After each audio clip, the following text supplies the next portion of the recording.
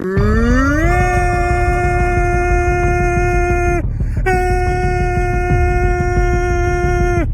the heat of battle, he don't miss. No. In the heat of controversy, he don't miss.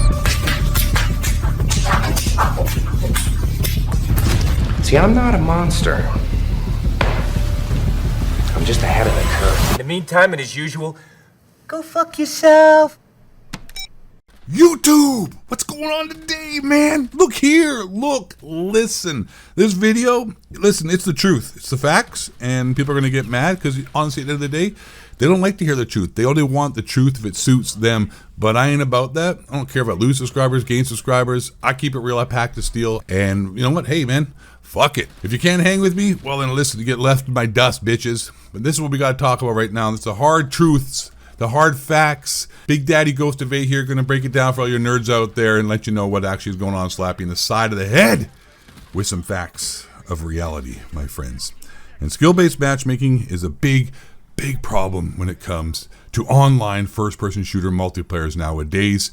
And Black Ops 6 skill-based matchmaking was a very hot topic, and many people upset, and there's a bunch of people being exposed for two-boxing or reverse boosting. And what is two-boxing? For those of you who do not know, two-boxing is this. You have two consoles, or a PC and a console, and on the Dum Dum account, which has a horrible KD because you tanked it, you use that to join a lobby. And then on your main account on the other console or PC, you session join on the Dum Dum account while it's looking for a game and a match to find, and you then circumvent the skill-based matchmaking because you're joining a lobby that is meant for the Dum Dum horrible KD account, and then you pub stomp. Spoiler alert, a lot of these guys you see out here dropping nukes and being super awesome gamers, guys, and make sure you hit that subscribe button for my TTV Twitch channel, like Seabass and Hero and Korean Savage. Pretty much all these guys who seem like they're like really high-level skilled Call of Duty athletes are nothing more than high-level skilled Call of Duty 2-boxing cheat and fact.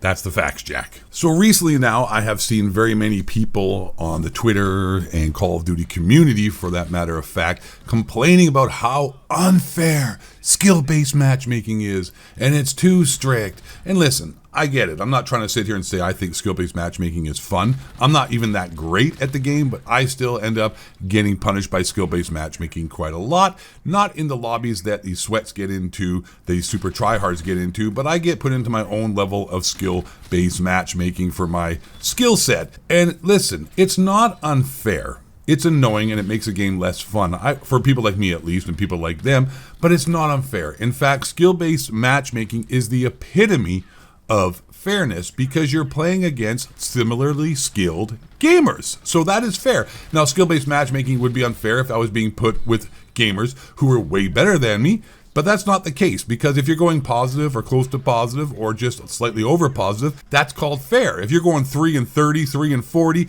that's called unfair, and you should be playing with lesser skilled players. And that is why there is skill-based matchmaking. Once again, make it clear for all you mongoloids out there, I'm not co-signing for skill-based matchmaking. I'm just telling you the hard truths. It is in place to keep it fair, because if there was no skill-based matchmaking in 2024, this is not 2007, 2009, but this is 2024, where these bunch of nerds out here play like their life depended on it. Without skill-based matchmaking, these try-hard nerds would make the game completely unfair for those who are lesser skilled, which is, unfortunately, you don't want to hear this as well, the vast majority of people who play Call of Duty are not you watching this video who don't like skill-based matchmaking. No, shut up! Made a video already showing you what non-skill based matchmaking lobbies look like at the lower skill level, and those guys would be completely outplayed, outclassed, and quit, and would be in an unfair lobby if we played against them. Even those with the 1.4, 1.3 KD, if we played against these guys who suck that bad, we would destroy them, and that would be unfair. And I've said this before 4 months ago, but I would like to repeat it again for those in the back who are not hearing. And that is this. X-Defiant does not have skill-based matchmaking. And everybody who has played that game has also complained about it being super sweaty. And also on top of that, everyone told me and told everybody and all their subscribers, I didn't, I want to make that clear, but everyone else is trying to tie that. Without skill-based matchmaking, X-Defiant's going to kill Call of Duty because skill-based matchmaking is the cancer of Call of Duty. Well, hey, where is X-Defiant now? on the doorstep of being canceled and shut down in one more season if things don't turn around, and things are not turning around because Black Ops 6 is dropping now, and the player base in XDefiant will become less and less than it is now, which is almost impossible, and skill-based matchmaking or not in XDefiant didn't make a difference, and majority of the people who did play XDefiant, I find, complained about how sweaty it was, and it didn't make any difference to their gameplay whether there was or wasn't skill-based matchmaking in comparison to Call of Duty. Boom, roasted. I was right again. What should I have to say again? I do not fucking miss you, dorks. Realize that, recognize that. People want to hate, but I'm way ahead of all of you, and I have more experience than all of you, and you maybe should start listening to Big Daddy Ghost of Vape, because listen, I'm the man. Subscribe, hit that like button right now. Boom. But skill-based matchmaking is a symptom of the disease, and skill-based matchmaking is the exact answer to what we have today, and that is this. TTV sweats, 1 millisecond response time monitors, $400 scuff gaming controller, $400 headsets, stimulants to play a fucking video game so you can react faster and be more awake. And then you sit here and complain about skill-based matchmaking when you're the reason why it exists.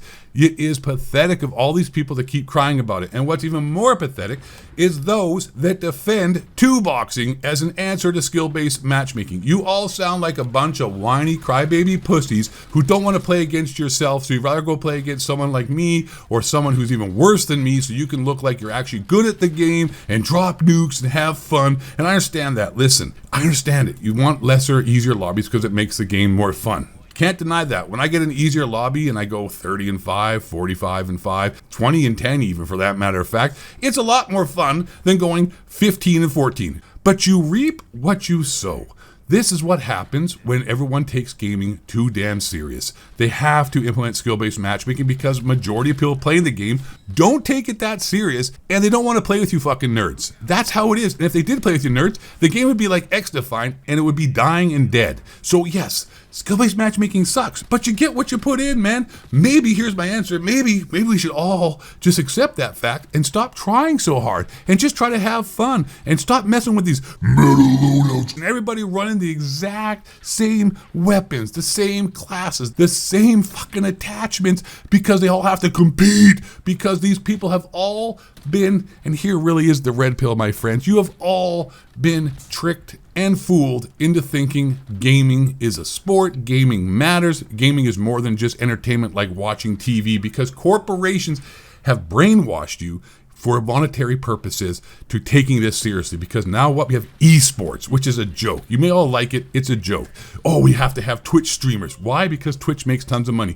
YouTube streaming, YouTube gaming, YouTube metas, websites that are 100% dedicated to the best loadouts. How many are those? Like 5, 6, 7? There's YouTubers, that whole entire $100,000 a year income, millions of dollars a year income is predicated upon being sweats, and you have all been tricked into thinking because corporations make tons of money off you with their scuff gaming controller, gaming monitors, G Fuel, headsets, and also on top of that now, because it's getting so bad, the cheaters are getting involved because there's money to be made off of that because guys have no morals anymore. People have tried to normalize this, just like they're normalizing two-boxing, which is cheating. It's cheating. All right, understand that you're a fucking cheater, but people are such pathetic losers nowadays that they can somehow justify that to themselves because they don't want to play in like-skilled lobbies because they try to tell you that's unfair. It's unfair to play against equally skilled gamers. No, that is the epitome of fair. And all you guys want to make it unfair, and it is what it is. If you don't like it, just quit, but you're not. Why? Because one, you're addicted. It's a dopamine recycling factory. That's what Call of Duty is now. Nothing more than just getting your dopamine receptors lit up playing the game, and you're willing to cheat and lie to yourself and do anything you can to keep the fix coming. That's the facts, Jack. I'm keeping it real. I pack the steel. I'm the ghost of Vate. Stay black, question authority, and don't let the honky cracker reptilian shapeshifters bring you down.